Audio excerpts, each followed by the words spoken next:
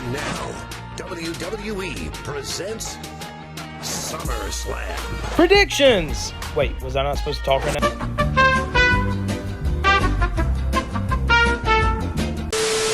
Welcome to our first mini episode of the Sports Hour podcast since making our return for season 3. Tonight, it's just me, Peyton Taylor, and Toby Leach alongside me.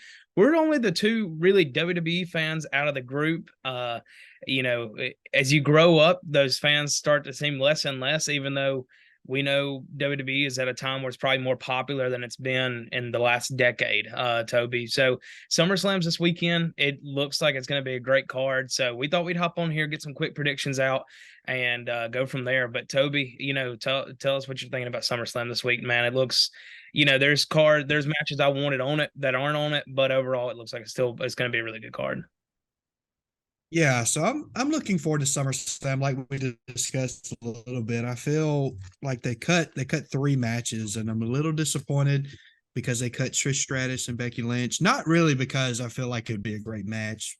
Probably wouldn't be the best of matches, but I mean, you build that match up and then it just gets cut. And especially now seeing kind of the backlash where Becky and Lynch are both kind of upset it's not happening. I would have liked to have seen the payoff at SummerSlam, especially I believe somebody probably went back and attacked Becky after knowing who it had been. I think that's just one of those things that would have happened.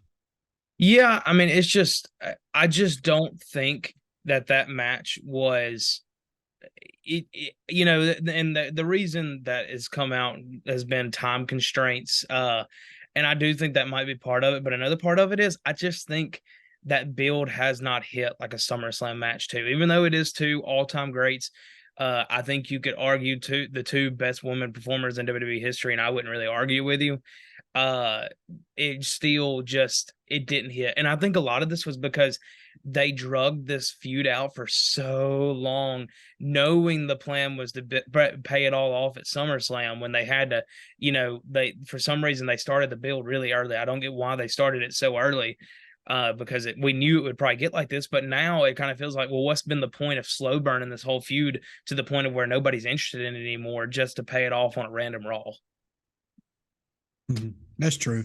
And I can see what you're saying, but also I just think, when you have an all-time great in Becky Lynch, an all-time great at Trish Stratus, let them go out there, be the second match of the night. Let it be a crowd calmer when you put Seth Rollins and Finn Balor in match 3. Anyway, speaking of matches on the SummerSlam card, let's get right into it. We'll start with the match that I think is probably going to kick off SummerSlam, and that is Logan Paul versus Ricochet, because there's all the reports have said that Logan wants to get back for Jake Paul's fight that's later that night in Dallas. So I think they're going to be the first match on. And, this is one that, you said you thought, and I'll let you talk about it in just a second, you thought it was just going to be a spot fest. I'm really excited for it. I'm not usually a big fan of spot fest. That's why AEW doesn't usually scratch that itch of wrestling for me. Even though they've had some good stuff going on as of late that I've been enjoying, better than John Moxley. John Moxley just got busted open by you mentioning AEW. He's bleeding currently. That's very true. But, this match, I think, like you said, it is going to be a spot fest because that's really what Logan Paul's matches have been. But they're very enjoyable, and I think it's going to be the same here if it's anything like the Royal Rumble spot they had, back in January. Yeah, I think Ricochet and Logan Paul, they're 2 guys that are very similar in athleticism and very similar with like their moveset. I think it'll be a great match. Now, should it be the first match to kick it off? Not 100%, because you always want the first match and the third match, the final match should be your 2 best matches. And they really got to go in there and burn the house down, blow the roof off the place in that 15-minute spot fest. I think it'll be a good match, but again, how many of those can they do, or how many different things can Logan Paul do or Ricochet do that can keep the crowd into it all 15, 20 minutes, however long they go? All right, so I have an idea before we get to our predictions, and we'll run through them after this quickly, but it just came to me. To put a little bit of stakes on this, we can start trying to do this before every premium live event for WWE, excluding NXT, even though I do love watching their premium live events. I do too. I like the takeover, like the ones before like WrestleMania the most, though. Stand and Deliver is always great. Yeah. But for the main rosters, PLEs, all the way up to the Royal Rumble. So whichever would be in December, be our last one. I say we keep a record, and at the end of the year, Whoever has the better record, the loser has to buy them a shirt of their choice off WWE shop. I'm down with it. I can agree with it. All I can right, agree with it. let's go with it. All right, so Logan and Ricochet, who are you going with? Logan Paul needs to win. Give me Logan Paul. I think it's Logan too. Like I said, I would love for Ricochet to get it because Ricochet is actually probably in my top 5 favorite in-ring workers. He's not great on the mic, obviously. His character is not great, but he is such a phenomenal worker inside the ropes. But like you said, Logan needs a win. He lost it. He lost at the Royal Rumble. He lost at WrestleMania. He lost at Money in the Bank. He needs a win to kind of keep that celebrity aura around him when he shows up. That it's a big fight feel. Otherwise, it's just going to feel like, oh, here he is again. So I think we both agree there. Logan wins.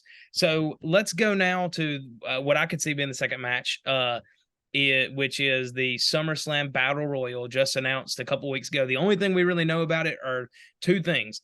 One, we know that there is 20 men competing in that battle royal, and 2, we know that Sheamus and LA Knight,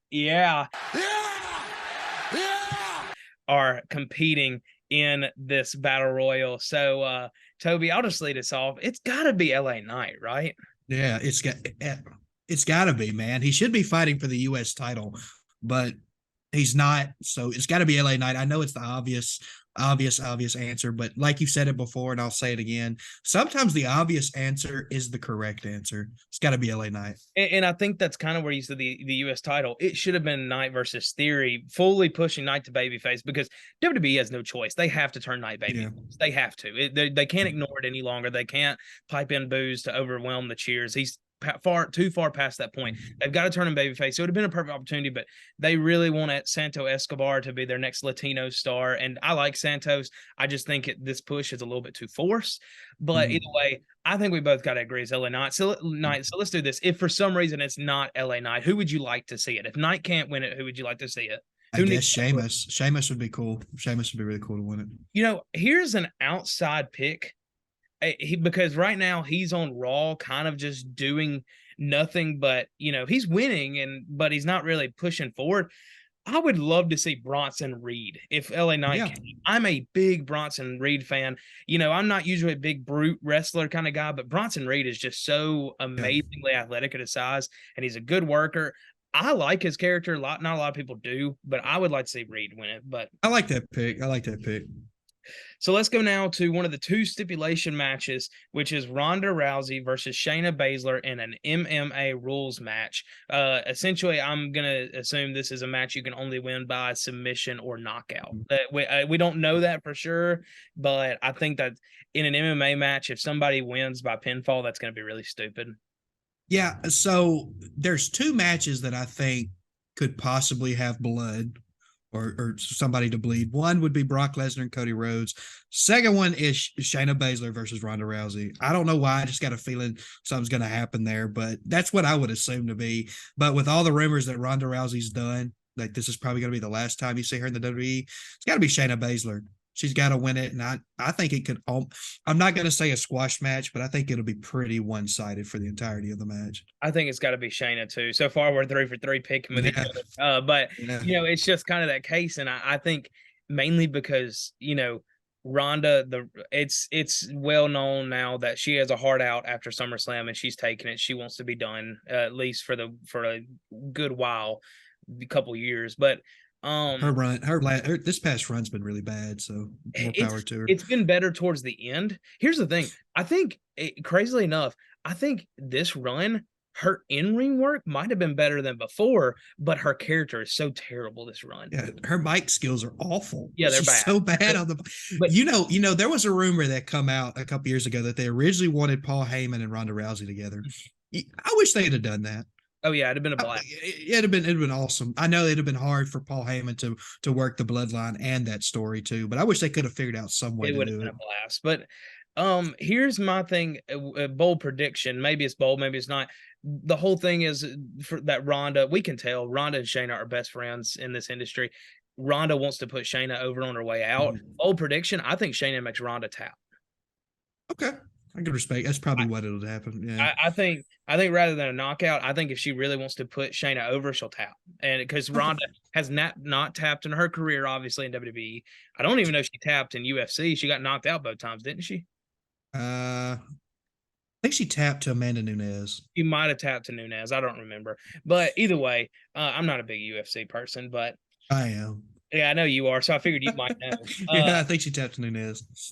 All right, the next match, the Intercontinental Championship. My pick for the match of the night, the Ring General Gunther versus Drew McIntyre. And this, Toby, may be the match that I'm the least sold on the winner of. Yeah, it's a 50-50 call because one, they're so close to breaking the Intercontinental record. Mm-hmm. Two, Drew McIntyre again is one of the most over guys in wrestling. He's been gone. He was gone for 3 months, and he Yeah. comes back, and he's already one of the hottest guys. Yeah. Drew McIntyre is so good, man. I hate that he had to be WWE champion during COVID. Drove me nuts because I love Drew McIntyre. And the thing is, though, Gunther is like top 3 favorite wrestler currently. Love him so much. Love his work. I think that Triple H is the guy that loves long reigns and he wants to break all the records, start fresh. I think Gunther beats Drew McIntyre. I think it's a great match too, but I think he wins. I'm gonna actually go with you there too. We're gonna go straight this way. But yeah, I do think Gunther. I don't think it's clean. I think it's because of Imperium getting involved, or maybe there's a return that we don't know about. There's been rumored to be more than a few returns. There's been a possibility of 4 that have had legitimate rumors behind them, being Big E, Randy Orton, Bray Wyatt, and then Bobby Roode was spotted in Detroit today. I don't know if you saw that. So there's there's been 4 reported possible returns. So I don't know. Bobby Roode could come out during the Battle Royal and win it. Oh, it'd be awesome. Hit that place. It'd be awesome. I'd be like, sorry, LA Knight. Yeah. Glorious is the Bobby Roode may have the best entrance in WWE. The glorious entrance with the turnstile, it's fantastic. But anyway, I can respect it. Gunther wins via interference, and then I think we have some kind of maybe tag match at Payback between Imperium and Drew and Riddle, and somebody leads to Fastlane, and I think Gunther probably loses it. I think they're going to get him right to the record, and then they're going to give Drew that title push to try to keep him, to convince him to resign, because he still hasn't resigned yet. He's back, but he hasn't resigned. All right, triple threat. My sneaky pick for match of the night, if it's not Gunther and Drew McIntyre, this women's match is going to be really, really entertaining, I think. Asuka, Bianca, and Charlotte. Who do you think comes out with it, Toby? So that's tough because there's a specific name in there that loves getting titles, and she'll be the one that breaks his world record, his world title reign. It's just too early in Asuka's reign. My mind says to pick Asuka, but my heart says Charlotte Flair is going to win it. I'm going to say Asuka wins it. I'm going to say she retains. I think Asuka is the safe pick, but just for us going separate, on at least one of these, here's my pick. I think, and I this may be cheating. If you don't like this, tell me. I got to pick a winner. That's fine. Instead of picking Io Sky, I think Io Sky cashes. All right, no, I'll allow that, but you got to pick a winner of the match, though. The first match. But if Io Sky cashes in, does it still count? I'll count it. Okay. Okay. Right. In the match, I do think Asuka wins. Okay. I do think Asuka wins. I would also take a point for that, right? I would take a point. Yes. Okay. I think Io and Asuka may be seen as a match they're really looking forward to at like Survivor Series. I think that's a fantastic Survivor Series match because we know WrestleMania is Bianca and Charlotte probably. We know that's probably the WrestleMania match. So we'll see. I think that one could come early. It'd be a good way to do it. All right, let's go to Cody Rhodes and Brock Lesnar because I think we both kind of know who has to come out with the win here. Everybody, the rumors were a stipulation on this match. We didn't get it. Like we talked about, you didn't like that decision. I think that if they let them go 20 minutes and it's not a finisher fest, I think it could end up being a very, very good match. I would have liked to see in a stipulation, but overall, Yeah, I think with Brock Lesnar breaking Cody Rhodes' arm, I think it was kind of a layup or an alley-oop attempt that you just make it no holds barred or whatever you wanted to do. I think I agree with you, though, 20 minutes. I think Cody, of course, he always has to hit 2 or 3 finishers on somebody. Let him hit 2 or 3 finishers, but don't let Brock come out and F5 Cody Rhodes 4 or 5 times because it just makes Brock Lesnar look weak at that point. I know it makes Cody Rhodes strong for kicking out, but it also makes him look weak. So Cody wins. Is that what we're saying? Yeah, I think Cody wins this match. He's got to. And then my bold prediction after is Randy Orton comes out and RKO's Cody Rhodes. The rumors are that he hasn't been taking bumps, but for some reason I have that gut feeling that it's a smokescreen. I do too. I mean, I saw a thing yesterday or the day before that said WWE doctors have not cleared Randy Orton. And my thing is, you're 3 or 4 days out from SummerSlam. You wouldn't let that leak if you was WWE. It's the same thing at Money in the Bank. The rumors were that they wanted Drew at Money in the Bank, but they weren't going to get it done in time. And and so he ended up showing up. So I'm kind of along you. I'm not going to make it just because, if they say no, I'm going to follow along with it till they see it, if nothing else for my enjoyment if the return happens. But I could definitely see that too. So, yeah, I think Cody wins too. Yeah, he's got to. Yeah, no doubt about it. World Heavyweight Championship. We're 6 for 6, right? Picking the same winners. Yes. Yeah, we are. It's just, this is a pretty predictable card. This is honestly one of the most predictable cards WWE's had this year. Yeah, I agree. But the feud blow-off matches are always the predictable ones. It's the second match of a feud that's really the unpredictable. But you don't know. Yeah, you don't know. Yeah. World Heavyweight Championship, Seth Rollins and Finn Balor. Here's that second match of a feud we're talking about. I think we might have both picked Finn to win at Money in the Bank, and it didn't happen. But I think that was also before we thought that Damian Priest was going to win Money in the Bank. So what are you thinking now? I really don't know. This is, in my opinion, this is the hardest match to call of the night because you got Finn Balor, who's red hot. You got Seth Rollins, who's the biggest babyface in the company, who's also over his past 3 months as champion has defended the belt, 20 times, something like that over the course of 3 months, however long he's had the belt. I don't know, man. I want to pick Finn Balor, but also I just like Seth Rollins is only had the belt for 2-3 months. I'm going to pick Seth Rollins to retain, and I don't think Damian Priest cashes in. Here we go. Here's our first separate thing. I think Finn Balor wins, and I think mainly because of how the build has been, all the intrigue behind, is Damian going to cash in on the champion and stuff. So I think they're building to it. I don't think it would make much sense if the intrigue was, Seth wins and then Damian ends up cashing in on him later anyway. That's not intrigue. That's not we know Triple H is into long-term storytelling. These seeds are not being planted, I think, for just just for a weekly Raw. Here's my prediction. I think Finn wins. Most people are thinking Finn wins and Damian cashes in. I think Damian doesn't cash in. I think he might. We agree on that. I think he might come down and everybody thinks, oh crap, he's about to cash in.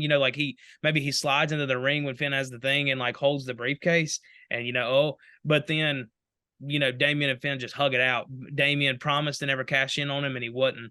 I think we're gonna see that slow burn. I think WWE wants to keep Judgment Day together at least until the end of the year. And I agree. I think it's still too early for Judgment Day to break up. They're still too good to break up. I could see that. I've always hated that idea where a team has one's the champion and one's the Money in the Bank holder or one has a title shot at. I just but the interesting thing about the Money in the Bank is I think this is the first time we've ever had that. Okay. Well, it could be cool. It could be cool.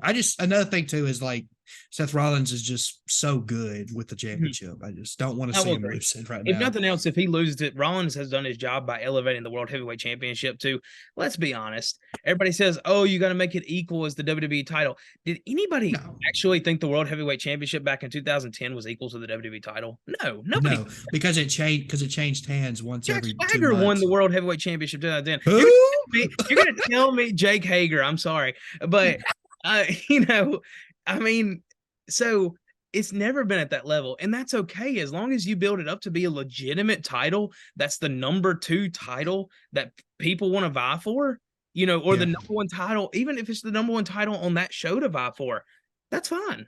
That's why last year the U.S. title was so interesting on Raw, because when they didn't have a world title, they treated the U.S. title as a world title, and it was awesome TV watching the U.S. title chase every week.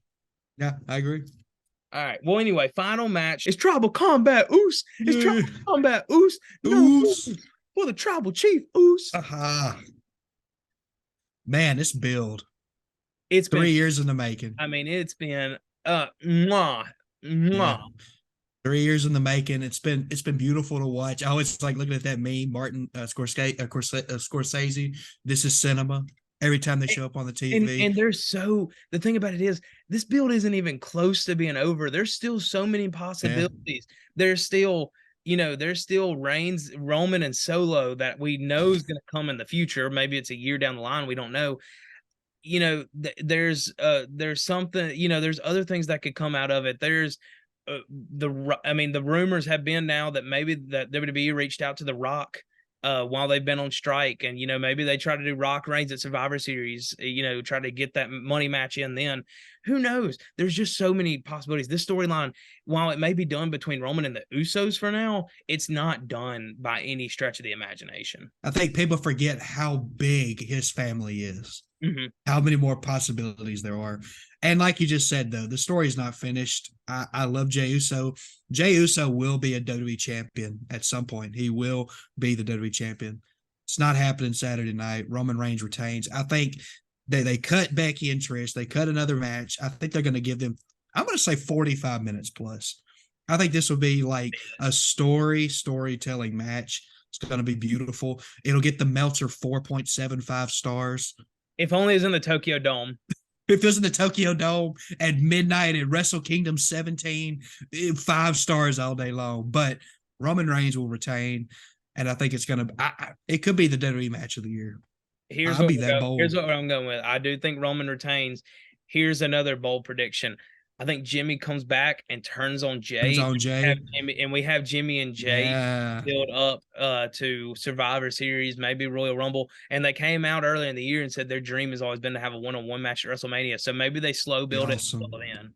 That'd be really cool. Yeah, I mean, I think the logic's there. I think you could go into, Jay's getting the face. Jey is 1000% the face. He pinned Roman. You've got to keep Jey as a face for at least the next couple of years, because he got that rub of being the first guy to pin Roman as the tribal chief.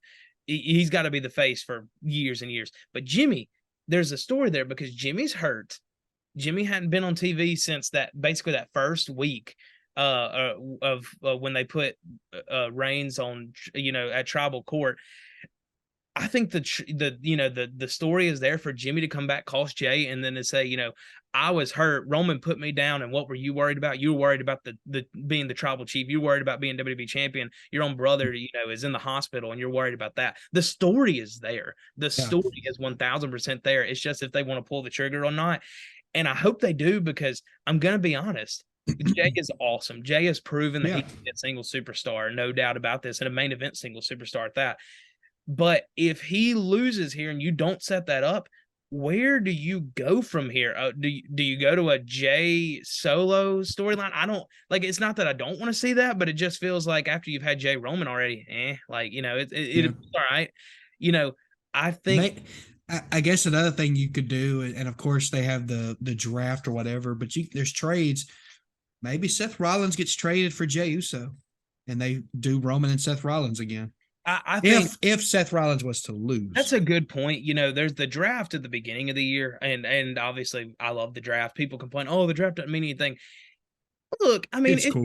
The only thing it's supposed to do is give them an end storyline reason to put superstars on new brand and tell new stories. If a superstar for 1 week goes and wrestles on another show for the sake of extending a storyline or even elevating another guy, like, Dominic did for Butch a couple weeks ago when he defended the NXT title, and they gave a good reason. They were in Orlando where NXT is. I don't care. Like, I don't need to be, they can never even show their face on the show. I don't care. As long as they're not, if they become a weekly presence and they're on Raw and SmackDown, they're taking opportunities away from other guys. That's when it's a problem. But I would love to see them do a shakeup in the middle, like around October, where it's not even necessarily draft picks. It's just guys through a lottery system randomly get swapped to brands, kayfabe, and to swap up those storylines a little bit. Send LA Knight to Raw, send Karrion Kross to Raw, send Bronson Reed to SmackDown, stuff like that. Like, I agree. But send Veer Maha to SmackDown because he's coming. He is coming, no doubt about it. So anyway, does The Rock show up at SummerSlam? They teased it so much with Grayson Waller at this point. I think no. I don't I don't think so. Here's the thing. As much as I would like to see Rock and Roman, or, Rock get the Grayson Waller rub, because he really needs the Grayson Waller rub. But I love Grayson Waller. Grayson Waller is Yeah, he's good. But I just don't see it. I think, to be honest, I think Rock's done with WWE for the most part. I think it's one of those situations, John Cena, you can always tell that Cena feels like he has an eternal debt to WWE for making him who he is. So you see, even if it's just to promote stuff, once every year, like he did at Money in the Bank, he came back for it. If he gets the opportunity, he comes back to Raw, if nothing else, just to appear to the crowd because he loves it. The Rock, I feel like The Rock has this mentality that he made himself, and the WWE needs him, and he doesn't need the WWE, which is not true. It's not true. Neither one needs each other. But it's kind of one of those things of like, remember where your roots are. Like, and so Triple H did an interview, which I know we're almost done. Triple H did an interview a couple months ago, and they were asking about The Rock, and he just made a statement. He was like, every retired wrestler or sports entertainer, whatever he said always gets the itch to hear that crowd one more time. Mm-hmm. Said no matter how old you are, no matter if you're 80, you always want to hear it one more time. Maybe so. All right, Toby, man, I've enjoyed it. Yeah. Hey, real quick, before we break out, one bold prediction coming out of SummerSlam. It doesn't have to be not about SummerSlam show, but about the future of WWE coming out of SummerSlam. What do you see happening? One bold prediction. Cody Rhodes and Roman Reigns do not face at WrestleMania. Oh, wow. That is pretty bold. That's a very bold prediction. That is I'm going to go. I'm going to say it. Just you said bold. I'll give you bold. Here's my bold prediction. After Finn Balor wins the WWE title, if it's not Rollins, considering they have gotten rid of the automatic rematch clause a while back, unless they do a third match, which I don't think they should. If Finn wins it, move on. I think Sami Zayn is the next challenger to Finn Balor for the World Heavyweight Championship. Be nice. It would be nice seeing Sami fight. KO's out. We don't know how long KO's out. It would give him. Did they officially relinquish the tag team titles? No, they haven't relinquished the title. I think it would be. It'll probably happen after SummerSlam. It would give a good 1 month feud for Sami while KO recovers. Yeah. So that's my bold prediction coming out. I think at Payback, if Finn wins the titles, it's Finn and Sami Zayn at Payback for the WWE title, for the World Heavyweight Championship. I'd be okay with that. I think that'd be good. Oh yeah, it'd be a good match. But all right, Toby, I enjoyed it, man. Guys, hope you enjoyed it. Let us know down in the comments if you're watching on YouTube below, or go find us on our socials at Twitter and TikTok and let us know who you think, what your SummerSlam predictions are. And remember, thank you. Thank you, shoes. Peace out, guys.